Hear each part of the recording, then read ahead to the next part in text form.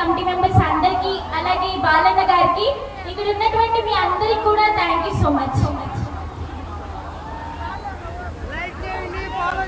Thank you. ఆ రెండు మాటలైనా dance చేసాక మాట్లాడడం చాలా కష్టం.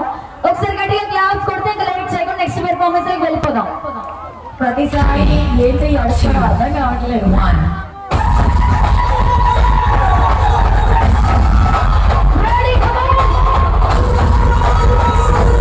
తెలియదు కానీ ఇంత ఉన్నాయి బుక్కలు.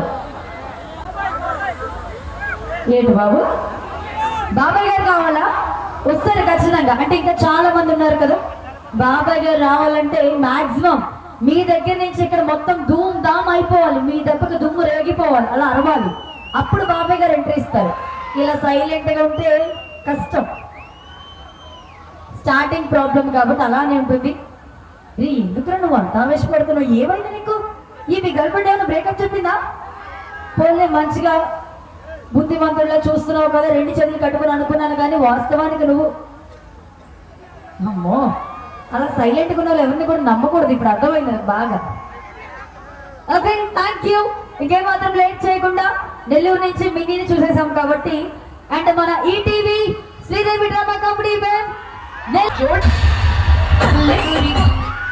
మాత్రం లేట్ చేయకుండా మన బాలు రైడర్స్ తరఫు నుంచి ETV Sridevi drama company band Chinnu మన లైవ్ లో పెర్ఫార్మెన్స్ ఇవ్వడానికి మన చిన్ను గారు కూడా రెడీగా ఉన్నారు. కాబట్టి ఆలస్యం లేకుండా మ్యూజిక్ ఉన్నారు బాబు.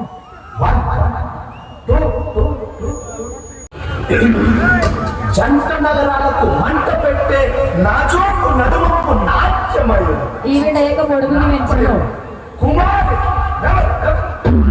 ఆట పాట నేడే చూడదు. కాస్కో రాజా వేసుకో బాజా.